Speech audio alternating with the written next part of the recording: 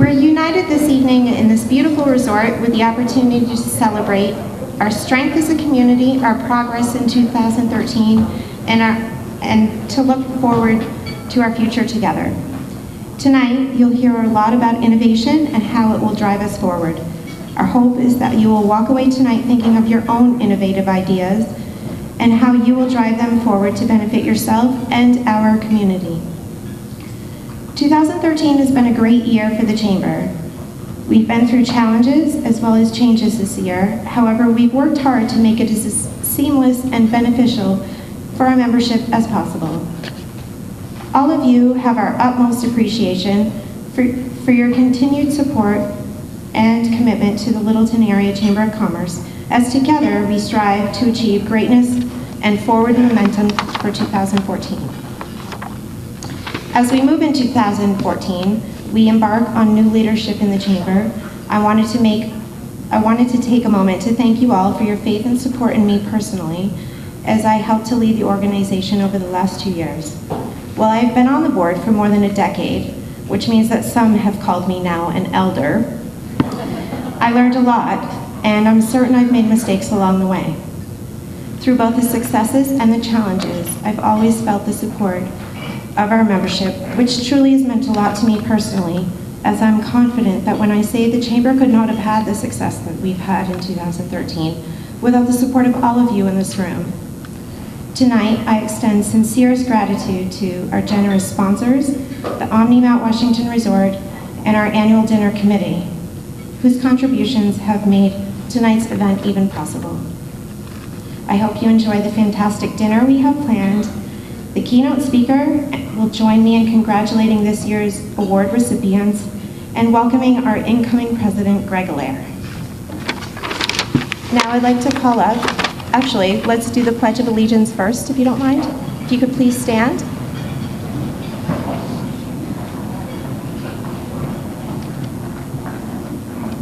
I pledge allegiance to the flag of the United States of America and to the republic for which it stands, one nation, under God, indivisible, with liberty and justice for all. And if I could call up Bob Schneider for our invocation, that would be great. Sorry, Robert. No, I go on. At least.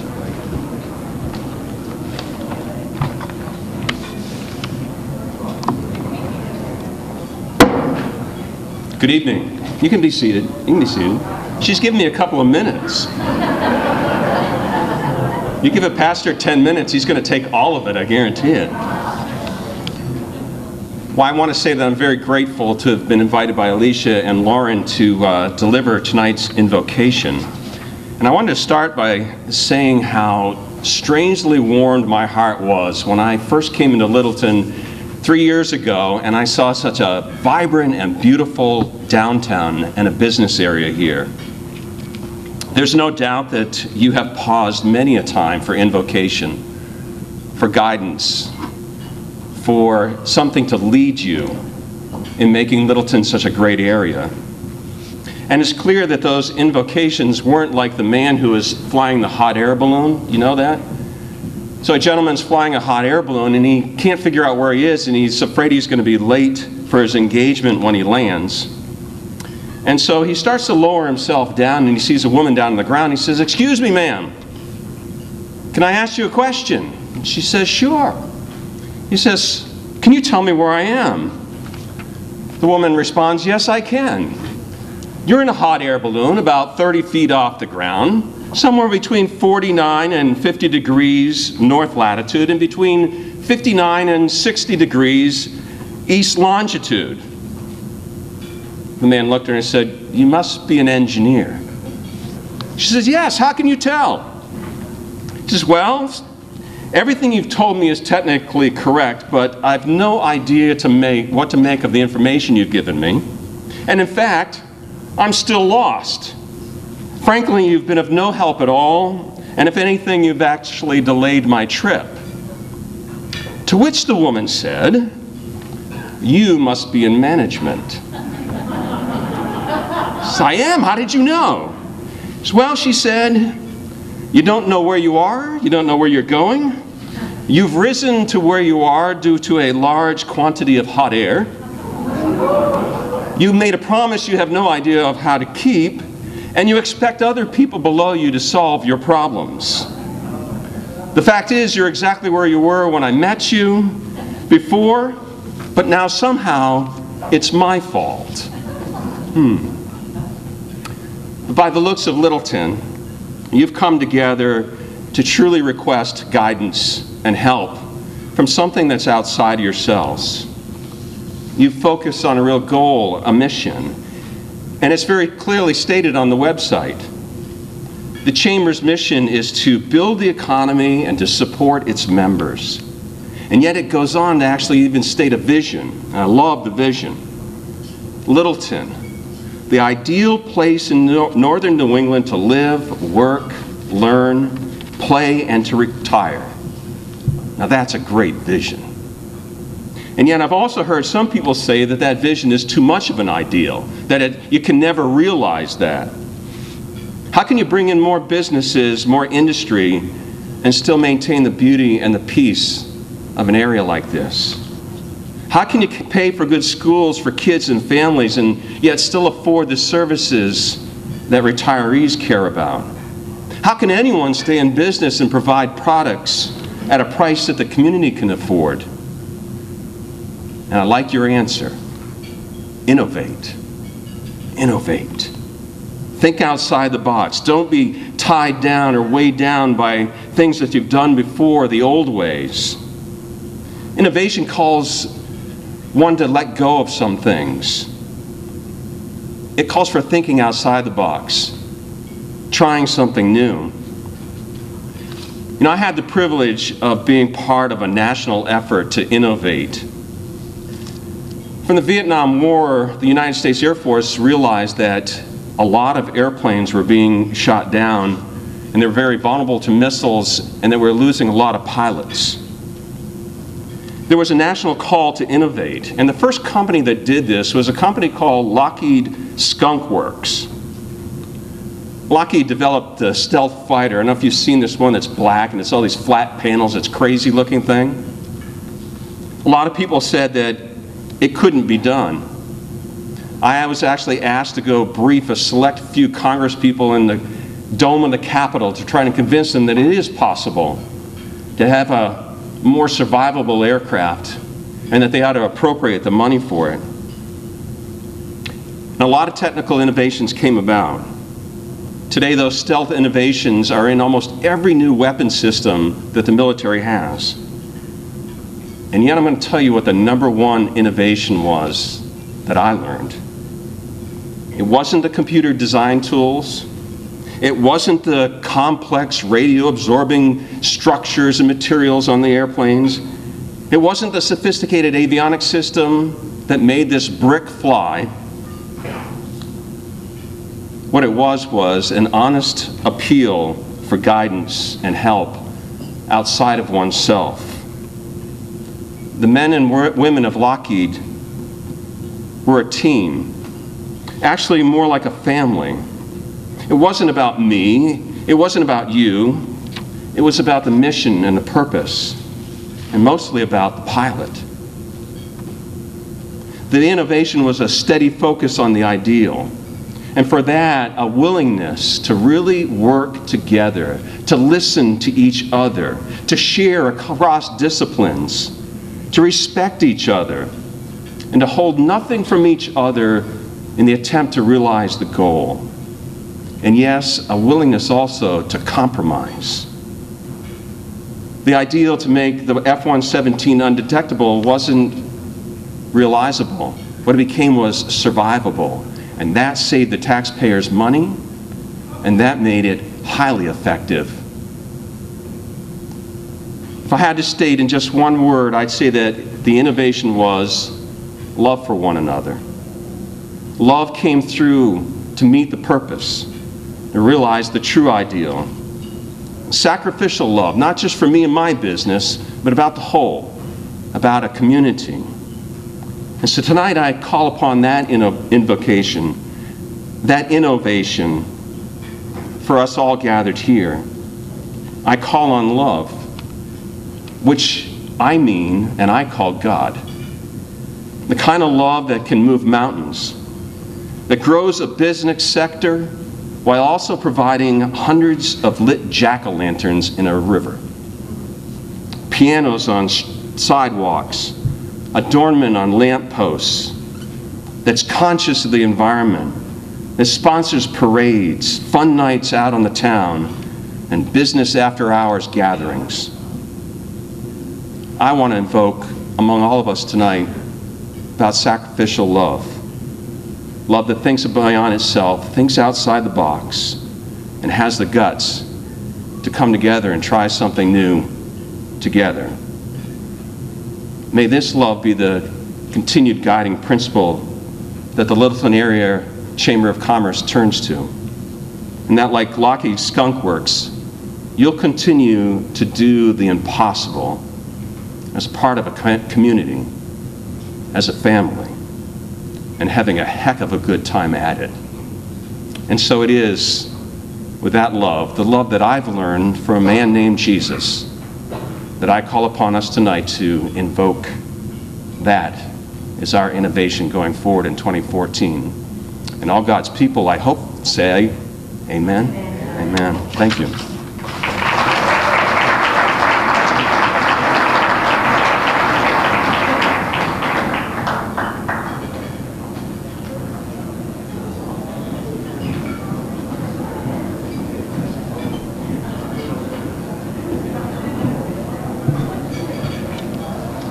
As we prepare for dinner to be served, if you don't mind, we need to do the business portion of our evening.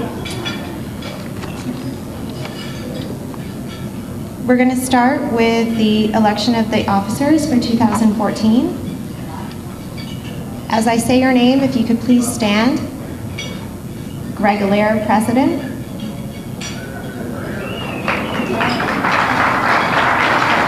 Remain standing, please. Jody Hodgson, Vice President. Samantha Norrie, Treasurer. Bob Mew, Secretary. Alicia Vosnick, ex officio. Patrick Cahoon, Director.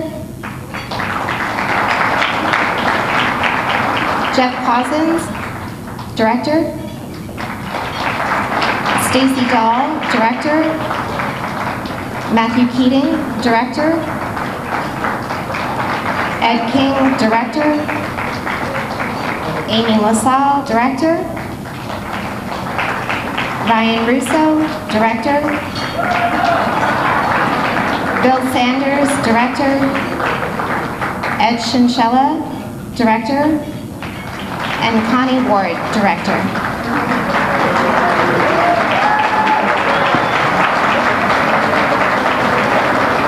This is your 2014 slate of officers and directors. Do I have a motion to approve? Motion. Do I have a second? Any discussion? All those in favor? Any opposed? Motion carries.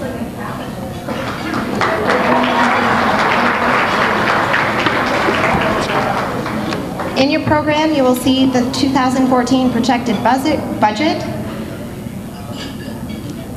Are there any questions? Do I have a motion to approve? Do I have a second? Second. Is there any discussion? All those in favor? Aye. Any opposed? Aye. Motion carries. Let dinner be served. We're going to let you breathe while you eat dinner, and then we'll resume our program. Thank you. Sorry to interrupt all this great conversation. We're just getting ready to try. The team's going to finish up clearing and then bring out the desserts. And I just wanted to come up and say hi for a minute. I'm Steve Hilliard. I'm the managing director of the resort. And I just want to say how pleased and honored we are to be the host for this evening's annual dinner and celebration. It is a tremendous turnout, and we're excited to be a part of it. We really thank you also, each and every one of you, for your support throughout the entire year of our efforts here and everything that we do. We love seeing you day in and day out, and hosting a lot of your personal celebrations and some of those for your companies, and we thank you. We thank you very much for that. I know that there's a great program on this evening, and appreciate all Lauren's hard work and her team putting it together. I want to congratulate the new slate of officers, and we all look forward to a fantastic coming year, and just finish up with a saying that on behalf of our entire crew, we really, really are pleased. We hope you have a wonderful evening. Thank you very much.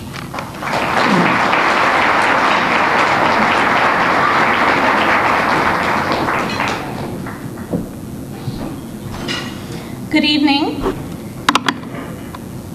and thank you for attending tonight's festivities.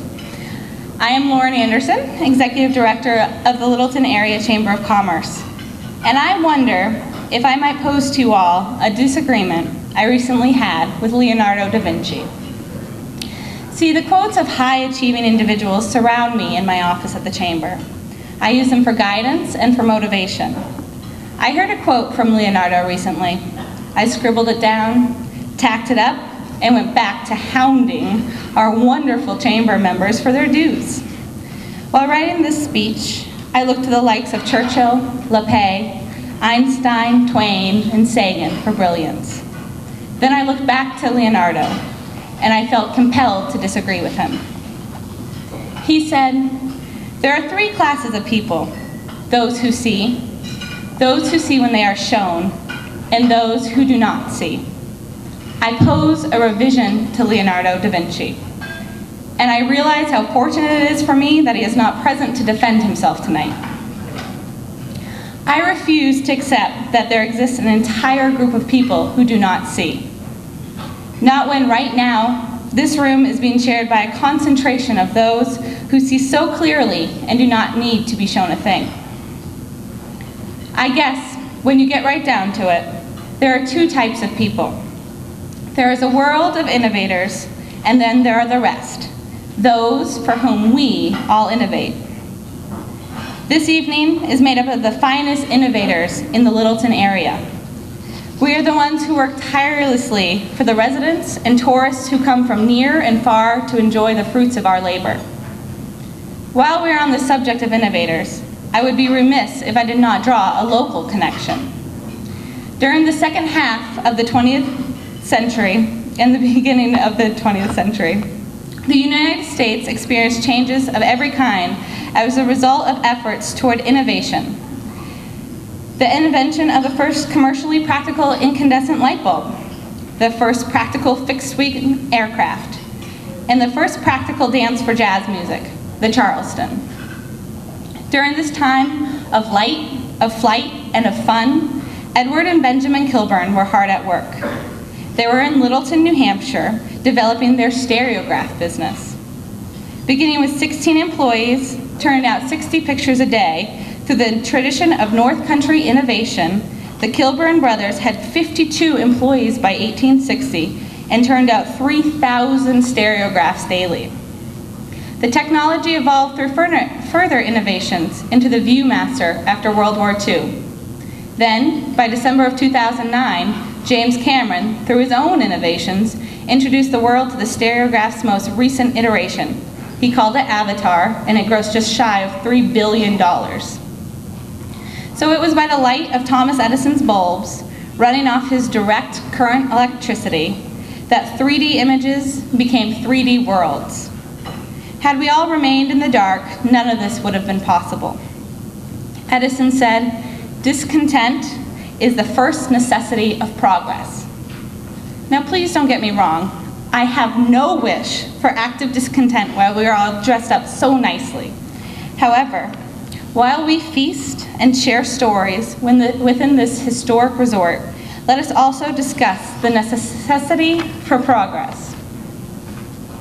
It's a funny thing, progress. Funny like innovation, actually.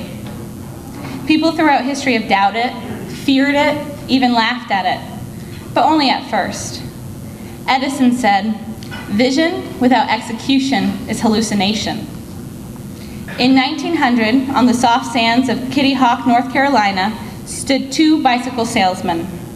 These two men were the brothers, the Wright brothers. They had researched works by Leonardo da Vinci, among others, and came up with a three-axis control that enabled a pilot to steer a fixed-wing aircraft and maintain its equilibrium. Years later, Buzz Aldrin would say, "There's a historical milestone in the fact that our Apollo 11 landing on the moon took place a mere 66 years after the Wright brothers' first flight." 66 years, from fixed wings to giant leaps for mankind. Here in the North Country, innovation is an intrinsic part of life among these mountains. During our earliest history, entrepreneurial Americans settled a wild land by exercising our famous Yankee ingenuity. In April of 1770, Nathan Caswell moved his wife and 4 children to Apthorpe, now known as Littleton. On the night of the arrival of their 5th child, there were signs of aggressors all around them, and they were unable to have a fire for fear of attracting attention. Having noticed the following morning an increase in hostile movement around their cabin, Nathan hewed a quick boat from a large tree. Using this handmade craft, cut from the very wilderness he had chosen for his home, Nathan floated his family downstream to Lisbon, then called Gunthwaite. His cabin was burned to ashes that very evening by those who did not want the Caswells living on their land. Nathan got to work on another cabin right away, but, as it happens, the second cabin was washed away by a spring freshet. The third home Nathan built was a proper house, slightly further back from the banks of the Ammonoosuc River. Nathan and his wife raised 14 children in that home over the next decade or so, 10 of who were some of Littleton's first residents. Nathan could have run back home. He could have hunkered down in the dark and the cold with his newborn child. He certainly did not have to create a river-worthy vessel with only the most basic of tools with the intention to ride the Ammonoosuc to Lisbon. But he did. He was not brought down by adversity or complication. He strived beyond normal action to create a safe and comfortable life for his family, his entire community at the time. Much like the way each of you here tonight do everything in your power to ensure the future of the Littleton area as a whole. You all know that sometimes we must go above and beyond to create new ideas from what we have handy. Before I leave you to discuss these points on innovation, you, the ones who can see, I offer you a final word from the great innovator himself, Leonardo da Vinci, a point that I know everyone here can relate to. It had long since come to my attention that people of accomplishment rarely sat back and let things happen to them. They went out and happened to things. Please give your attention to Ken Kimball, who will present the first annual Littleton Area Chamber of Commerce Youth Entrepreneurial Spirit Award. Thank you, and enjoy the rest of your evening.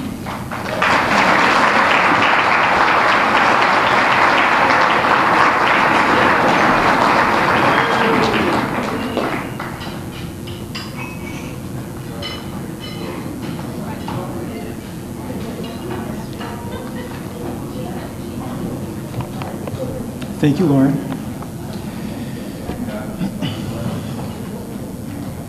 Well, hello, everybody. It feels wonderful to be here tonight. It's an honor and a privilege to be able to present the Littleton Area Chamber of Commerce Youth Entrepreneurial Spirit Award.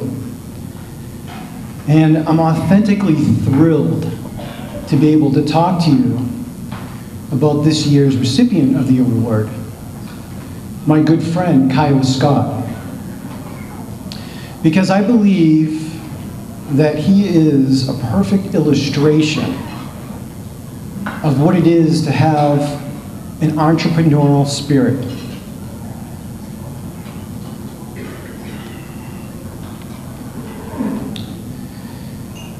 Kyle is one of those kids that when he was at the young age of 3, he was given a pencil and he never put it down.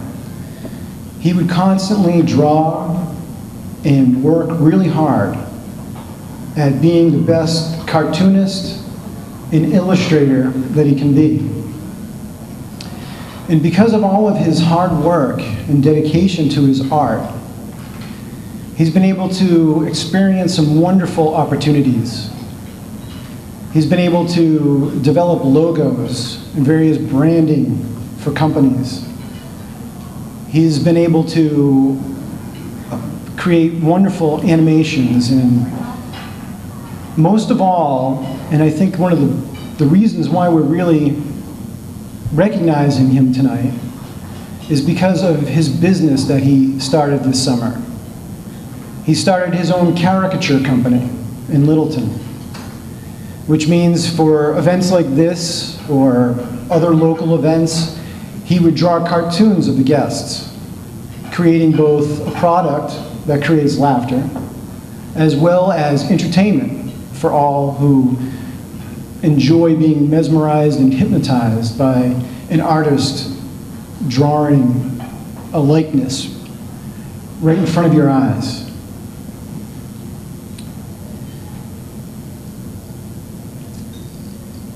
I feel, though, that it's amazing that someone so young can have so much experience already. He's only a junior in high school, and he's had so much experience illustrating and drawing that I think most people who have worked for years can be inspired by Kaio in his efforts. And I think to best illustrate his innovative and entrepreneurial spirit, it's easiest if you just imagine that there's a large pile of dry wood and straw. And off to the distance, you see a young boy with a bow and arrow. And he looks at the pile of wood and straw, and he takes an arrow and lights it on fire. He takes his best aim, and he fires that arrow at the target. And maybe the arrow falls a little short. So he studies the feedback from his best effort. And he lights another arrow, and he shoots it at the target. And maybe this arrow overshoots the target. He just calmly pays attention to the feedback of his efforts, takes another arrow, lights it, aims the best he can, and shoots it again. Maybe it goes to the left of the pile of wood, maybe it goes to the right. It doesn't really matter, because each time he does his best, each time he studies the feedback of his efforts, makes adjustments, until finally he lights an arrow, shoots it at his target, hitting it dead center, and watching it burst into flame. That's the kind of process that I've had the privilege of observing in Kaio as he grows as an artist, working diligently at his art, constantly paying attention to the feedback, making adjustments to have the very finest product and quality. And as a young businessman, doing the same thing when he works a particular venue, he'll study the pros and the cons of that event, and next time he comes back just a little bit stronger, just a little bit better. And it is just absolutely wonderful for me to be friends with Kaio, because this summer when he decided to be a caricature artist, that really warmed my heart, because in the early 90s, my first business was a caricature company. And I would hire the finest caricature artists in the Boston area, and we would work all of the high-end events in Boston. And I've worked with some very talented people. And it's easy for me to see that Kaio embodies all of the great qualities of some of the finest illustrators that I've ever worked with. And I'm very impressed with his business skills. In fact, when I think about all of that Kaio has done in such a short time, I'm amazed at why more young men and women are not putting forth their innovative ideas and entrepreneurial spirit in this world. And I think maybe it's because they lack support. Maybe they lack confidence. Maybe they lack enthusiasm and passion. Well, it's obvious to me and to anybody who meets Kaio that he embodies all of these attributes and many more, which is evident in all of the success that he's already achieved at such a young age. And you can maybe imagine how thrilled I was to meet a young man who has a similar interest as myself. And I remember the first time I got together with Kaio to do some drawing. We were sitting at his kitchen table. We had our pencils and our paper, and we were drawing and both having a great time. And I stopped to take a look and see what he was doing. And I was completely blown away. It was as if he was drawing with a laser. Just a few precise lines, and this young man was able to capture a likeness. He was able to capture emotion and tell a story. I actually put my pencil down, and I realized I'd been sitting behind a computer for too long. I think I got a little rusty. And he inspired me to shake that rust off and dig a little bit deeper, because that's how Kaio is, and that's how his energy is, and it's wonderful to be inspired by another artist that way. And his passion and enthusiasm for drawing is amazing. If he works an event drawing caricatures, maybe for 4 hours, he probably drew close to 40 or 50 people. And when he comes home, he doesn't just kick back and watch TV. When he comes home, he draws even more. And his work ethic is what gives him, I think, this innate confidence to go out and put his entrepreneurial spirit to work. Now, Kaio and I can talk at the same level about caricatures because we're both in the business.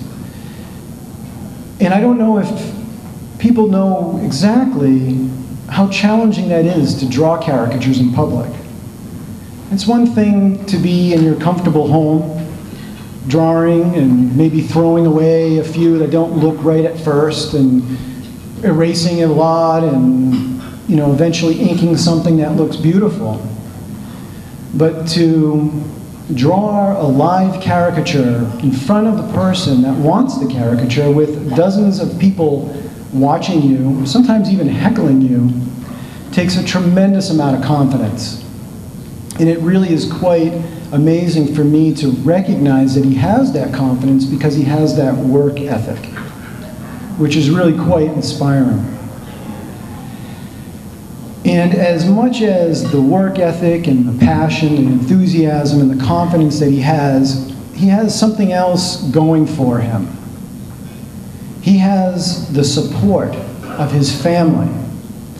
And I think as a business person, one of the attributes that we need to have is the ability to get the necessary resources to run a successful business, whether it's knowing how to talk with bankers, or it's knowing how to get proper transportation or appropriate venue.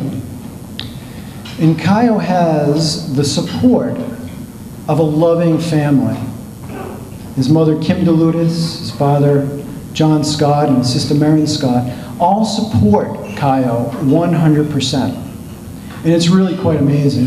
When they give him a ride to one of his events, they don't just drop him off and pick him up when he's done. Together, they set the venue up. Together, they observe the event. They pay attention to, and get the feedback necessary so that they can, together, make the necessary changes for Kaio to have a very thriving and successful business. And it's through that support that I think allows someone like Kyle to be able to take his entrepreneurial spirit and innovative ideas and put them out into the market. And Kyle is also very resourceful in the sense that he's going to use any technology available for him to be able to allow his business to thrive. So for those of you who are on Facebook and you have not yet liked his page, I strongly suggest that you like cartoons by Kyle Scott. And when I'm sitting at home and I get one of his status updates and I see that he's working at the Oasis from 6 to 9 on a given Friday night, I sometimes like to go and check in on him to see how he's doing. But I don't go to check how accurate his drawings are because I know they're going to be perfect.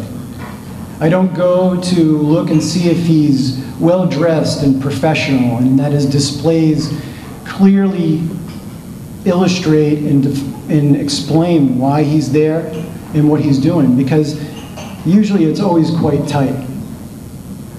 What I go to check on him is usually if he's working till 9, I'll go around 8:30 for only one reason, and that's to see if he's still there.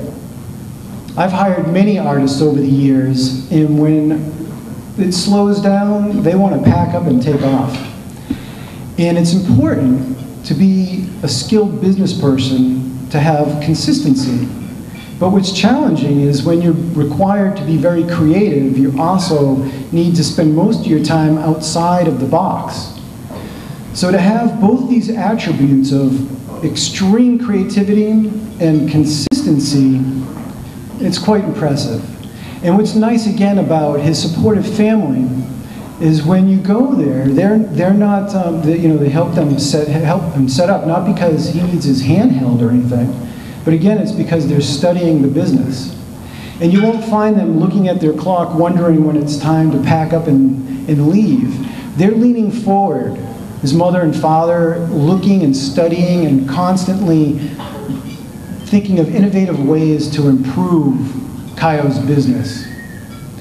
And it's really quite amazing. And I feel that if most of the young men and women in the Littleton area had the proper support, confidence, enthusiasm, and passion, that we would benefit as a community from all these wonderful services and jobs that can be created with this type of skill set. So I think it's really important that we take the time to recognize a young man like Kyle in hopes that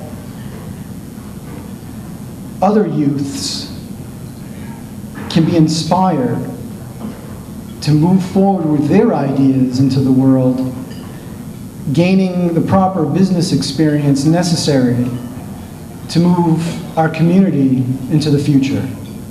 So it's with tremendous humility and respect that we present Kyle Scott with the Youth Entrepreneurial Spirit Award.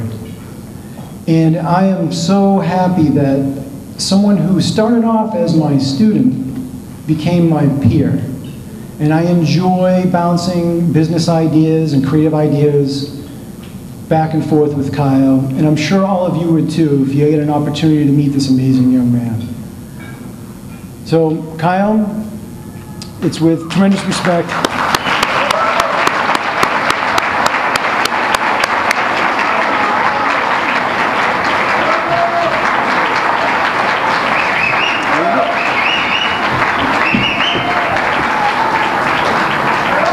Thank you.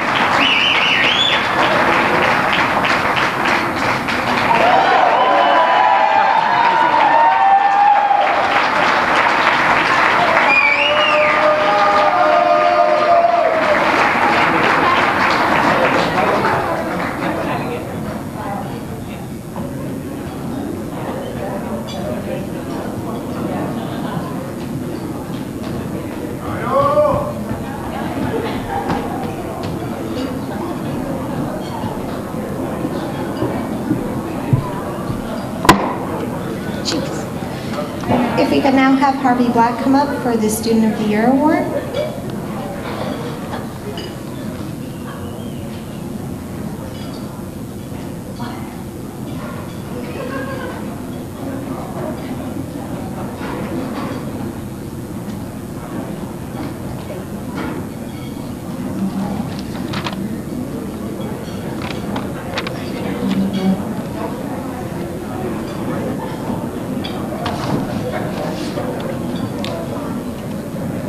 Good evening. I'm pleased to present the Student of the Year Award. This award is given to a student who has completed more than 100 hours of community service, achieved high academic excellence, and is involved in the community during his or her 4 years at Littleton High School. This student has been involved in many school and community activities during her 4 years at Littleton High School. She's completed over 700 hours of community service, achieved academic excellence, and she is highly respected by her classmates and the faculty at Littleton High School.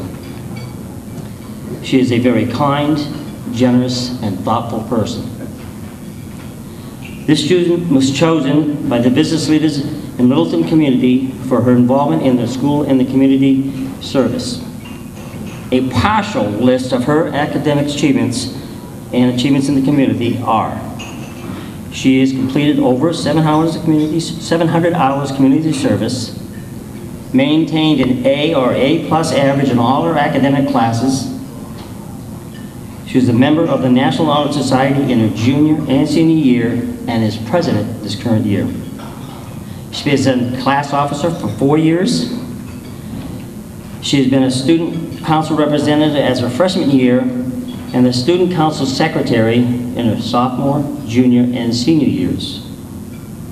She received the Coaches Award for varsity cross country.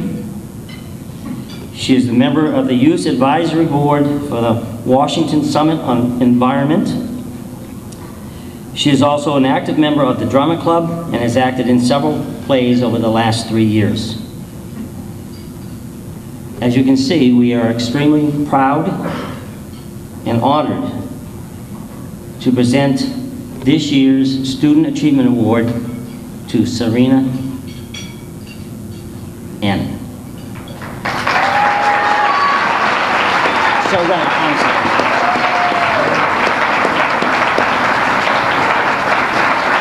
I apologize, it is Serena Annan.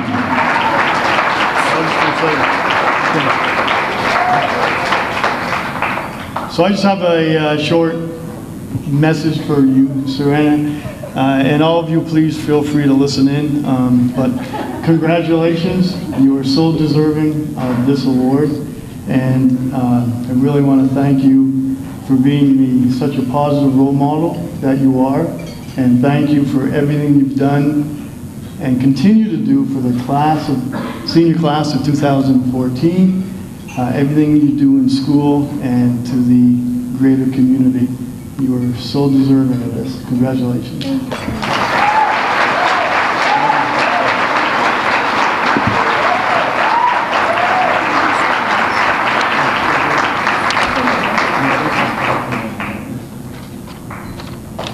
And just in closing, as every year, I really want to thank the Ames family for their support of this award and students in general, so thank you.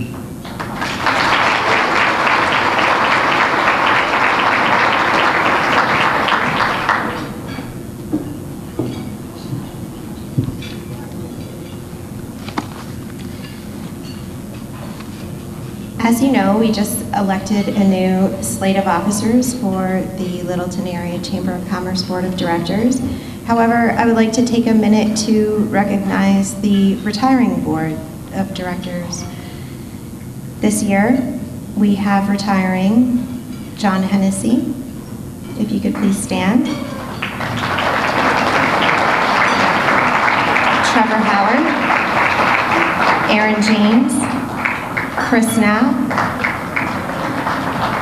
Stacy Northrup, Al Smith, and Sylvie Weber.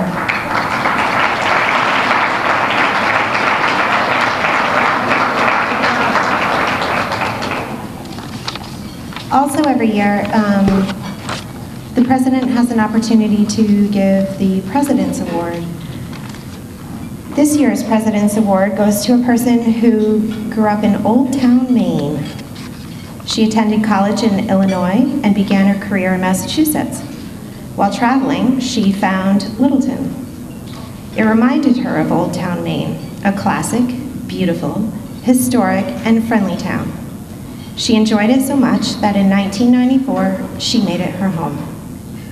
This person was the first chartering board president of Wren.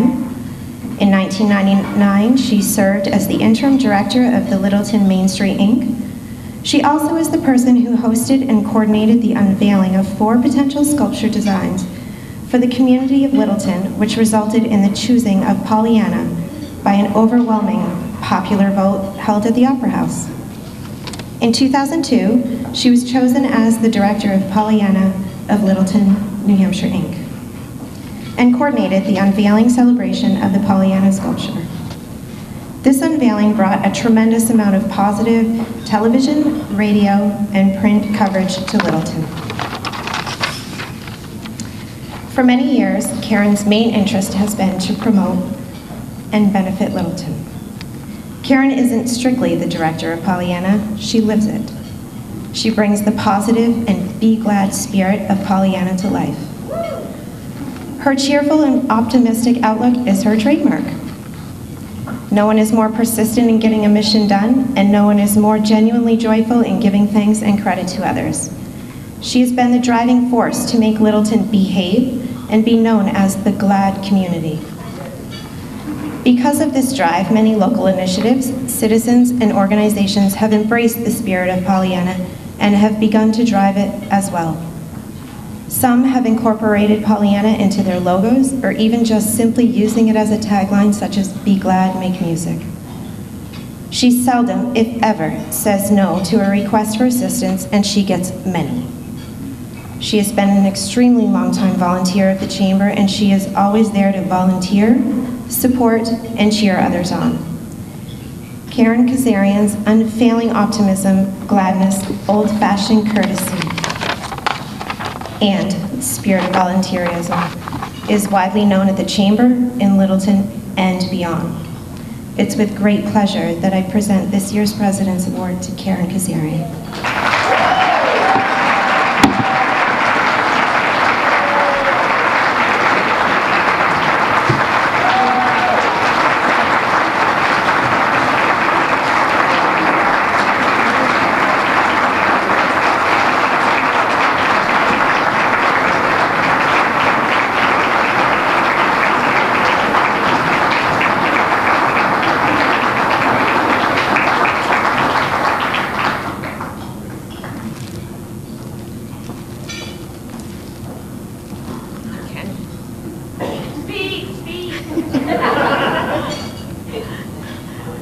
I am so surprised by gladness. And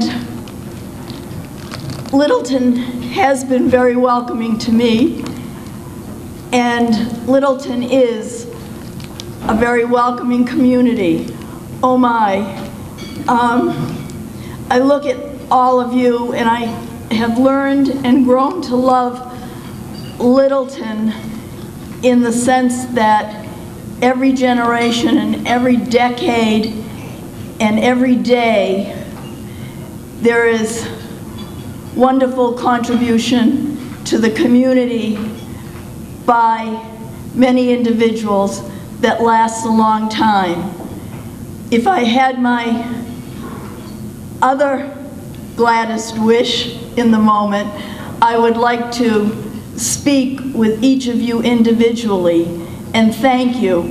Thank you not only for this award, but for the rich contributions you have made to the community, Littleton area, to me personally.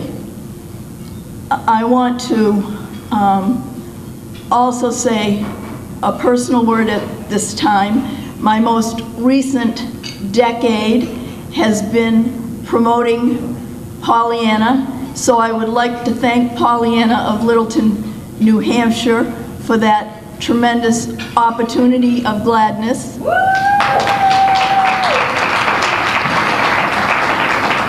Gladness comes with gratitude, and I'm grateful for the Eames family as well for the piece of being able to be and live gladness. I happened to think tonight, what does Littleton, Pollyanna, and Innovate have in common? You might guess it's the two N's, but it's really the O for optimism. And so with this, I thank you. Join me. Be glad, be cheerful, eat cake. Thank you very, very much.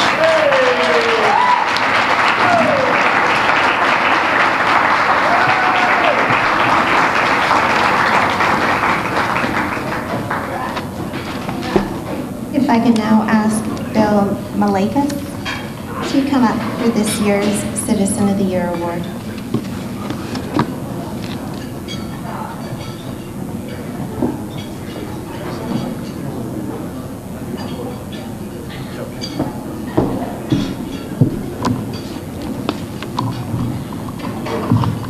Thank you. I can't stand Good evening, ladies and gentlemen. Good evening, ladies and gentlemen. How's that? Wait a minute. Good evening, ladies and gentlemen. I'm sorry. When a teacher says good evening, he expects a response. Good evening, ladies and gentlemen. Good evening. Thank you so much. It is indeed an honor to be standing before you tonight. It's my pleasure to tell you of no person more worthy in so many people's opinion to receive the honor of 2014 Littleton Citizen of the Year than Mr. Richard Alberini.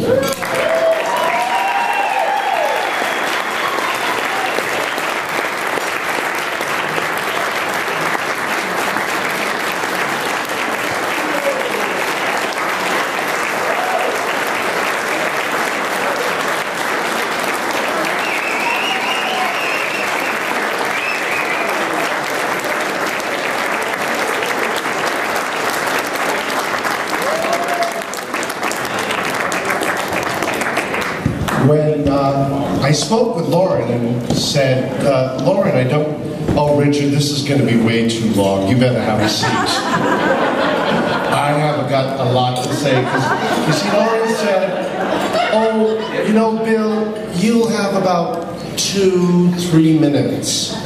I said, oh, honey, I can't even say good evening in 2 or 3 minutes. I need a lot longer than that. So I started writing and writing and writing, and as I read it over, I went, my, this sounds like a eulogy. And I thought, well, yeah, shouldn't it? Isn't it wonderful that you can say wonderful, honest, terrific things about a great man while he's still here? This man has touched more people's lives than I think he even knows. You see, Dick is like the pebble you drop in the pond. It makes a small circle, but the circle gets bigger and bigger and bigger. And what it affects, you have no idea. That's Mr. Richard Alberini. Now, I've had the privilege of knowing Dick for a little over 30 years. I first met Dick through a professional committee we were on. Then, one summer afternoon, I went out for lunch with a friend of mine. And there, oh yes, Richard. And there I'm sitting, and the nicest waitress comes up to me and says, "Excuse me, sir, this note is for you." Thank you. I take the note, I open it up, and it says, "Sir, you smell badly." Now, it's in the middle of the summer. I was painting, and I looked at my friend and said, why didn't you tell me? She said, it's not true. I looked to the waitress and I said, excuse me, who gave you this note? I'm not allowed to say, sir, and off she goes. And I scanned the restaurant, and there were people eating and people talking, and there is a menu in front of someone's face, and the menu is shaking up and down. There was Richard Alperini, and I thought, there's a good friend. However, I am not one to forget. 3 years go by, and I choose one afternoon to call his school. Good afternoon. May I speak with a Mr. Richard Alperini? Well, the wonderful secretary says, sir, that's pronounced Alperini. Oh, yes, well, fine. I'm with Acme Mirror and Glass Company. Well, yes, sir. And we're about to do some installation for Mr. Alperini.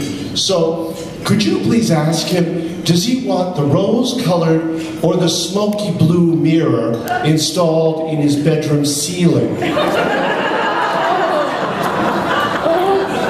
I have never heard the longest pregnant pause in my life. This woman says to me, what? My reply is, ma'am, we don't judge, we only install. I would have given my left arm and my right one too to have been in that room when this poor woman runs to Richard's classroom, calls him out and says, Dick, you have to make a decision. Rose-colored, smoky blue. Dick goes, what? What are you talking about? You know, buddy, the mirror, bedroom, ceiling. He's like, it's not true. And I can only hope she looked at him and went, uh-huh. Well, he called me, because I left my phone number, of course. And, well, the words he said to me were not repeatable here tonight. However, it sealed a relationship. 30 years have gone by.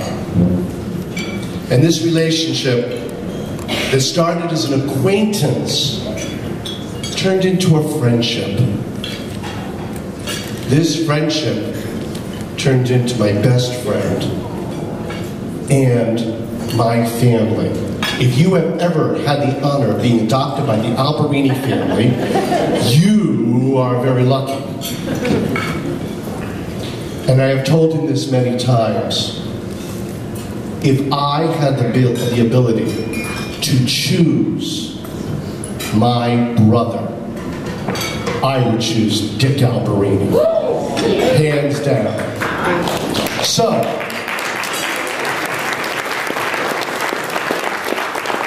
onward we go with the Dick Alperini story. I have called it One Man, One Head, Many Hats. This man has worn more hats than anyone in this room that I know of. He starts off with a teacher, social studies, 37 and a half years. This man knows how to bring history alive. He has been not only a teacher, he is a respected mentor and a guide to more students than I have ever had. He had the ability and the foresight to befriend those who were most needy in many ways. He made learning fun through his acting, his music, and his sense of humor. His encampments are legendary. Kids still talk about them. He encouraged his students to be their very best, and he settled for nothing less than their best. And what effect has this had? My friends, all you have to do is find a student that Dick Alperini had and ask them. They will tell you the effect he had on them. He has touched more lives than anyone. Second hat, theater. You have before you an actor, a singer, a director, and a writer. He belongs to more than just a few theater groups. When he is ever doing theater, he has one key word: fun. Enjoy yourself, and your audience will enjoy you. And for those of you who do not know, Mr. Richard Alberini has been in a movie. Go to his house and he'll show it to you. Dr. Alberini. Fabulous lines. I think it's in Japanese, though. The next hat, the National Guards. More than any other hat, I respect that one the most. The person who gives their time and their life and sacrifices for our country. This man did it for 20 years. He reached he became a captain. He was also the commander for 4 years. While being commander, he turned the National Guard Armory into a family-friendly place, because that's what he believes in. Most of us know Dick for his town service. Opera House Committee, vital in helping to improve and for it to grow. Eye on the future. That is him. The Historical Museum. We have the curator.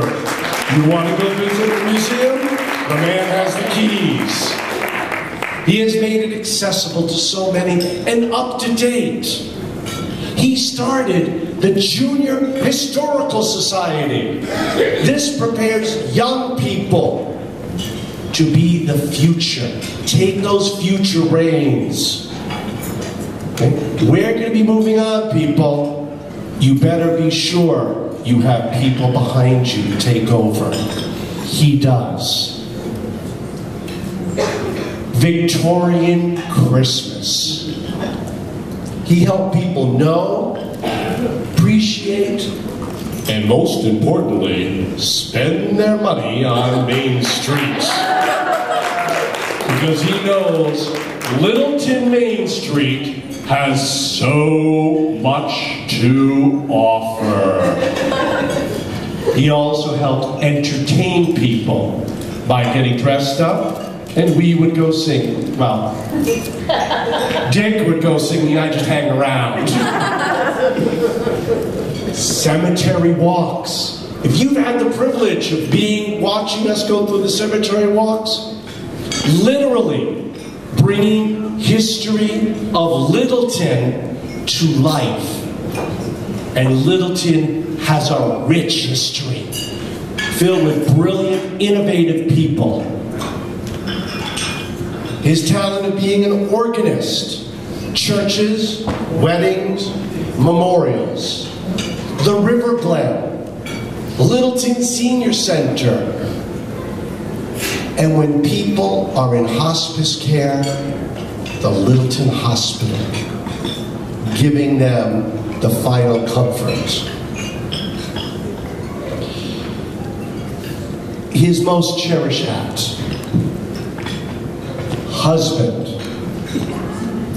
father, 3 fantastic boys who have 3 businesses in Littleton. So we thank you. Actually, we think he has a 4th boy, Abby, but that's the one with 4 legs.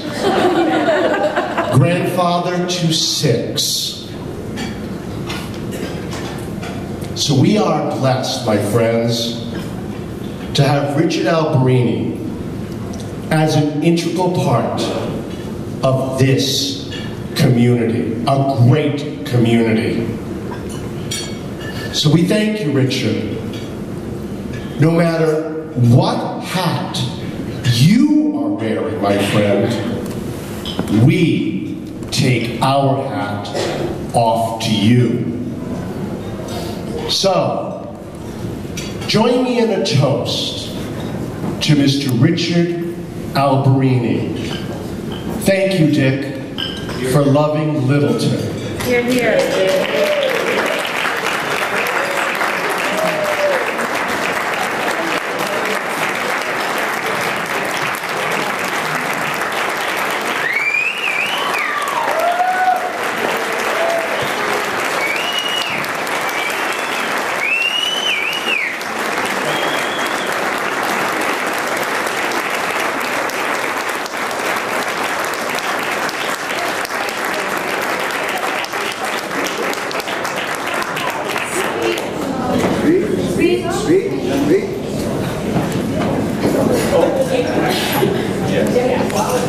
I think I heard a word.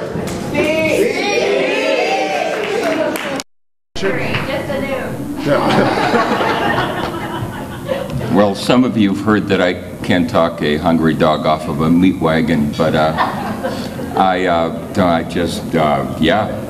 and for the first time in 40 years, Debbie has probably heard me speechless. So thank you so very much for this honor. It's just a pleasure living in Littleton and doing what I do. It's fun. So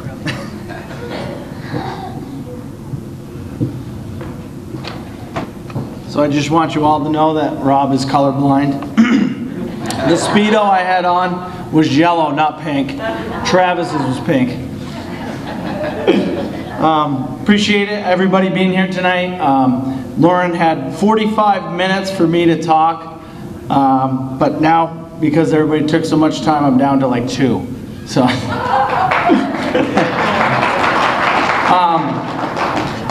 first, I just want to say congratulations to everybody that won the awards tonight. Very well deserved. Mr. Alberini was one of my favorite teachers as well. So it's pretty nice to be here for that.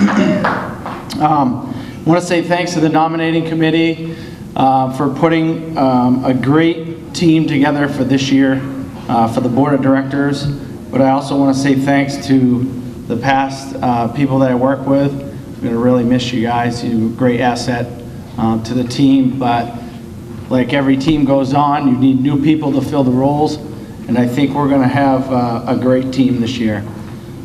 With that being said, I want to say thank you very much to the sponsors tonight, Bank of New Hampshire, Littleton Regional Healthcare, Sussex Savings Bank, and Woodsville Guarantee. These sponsors are not just tonight, they go all year round. The golf tournament, all these major functions that we try and do, and we see a lot of the same people giving over and over, and we could never make the chamber as good as it is without you guys, and we really appreciate it very much. And I know you don't hear that enough, but we really do. So, we're going to get down to the fun stuff now. 50-50 drawing, if I could have somebody help me with that and just pick one out.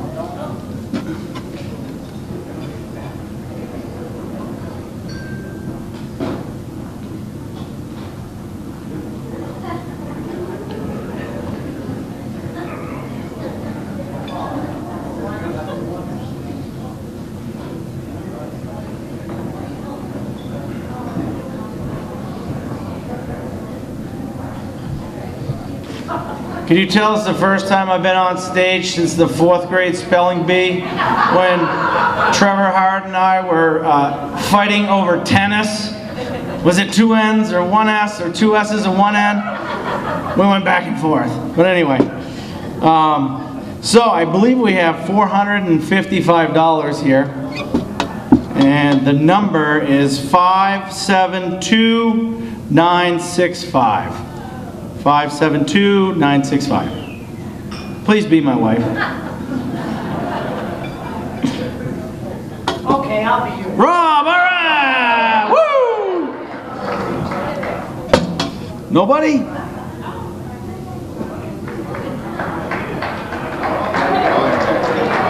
All right. I can't see. Is that Mr. Smaha? Woo!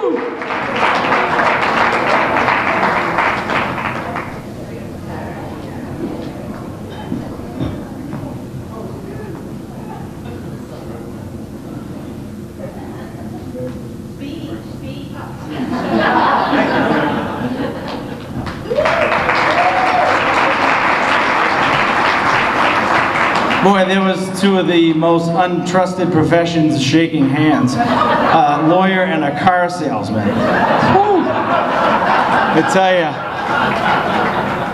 you, the nominating committee was like, okay, well, we have, I guess, just this guy. So, thank you. Anyway, also the last couple items is we do have the centerpieces we need to give away tonight.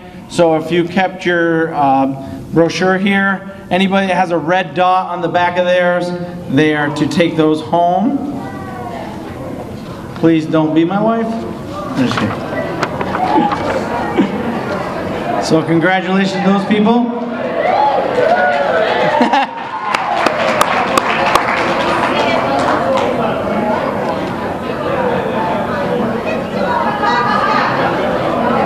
So one thing my dad said, he's like, hey, you didn't learn public speaking in your 6 years of college? And I'm like, no, why? He was always giving me hell. I'm like, hey, a lot of people go to school for 6 years. He's like, yeah, they're called doctors. I'm like, oh.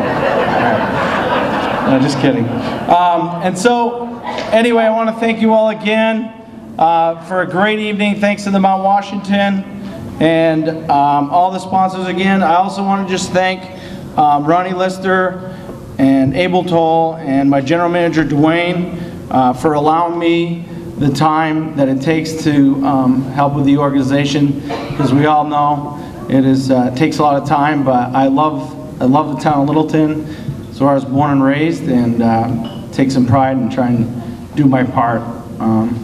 So anyway, the last item is just make sure on your way out you grab your the silent auction items, and thanks again.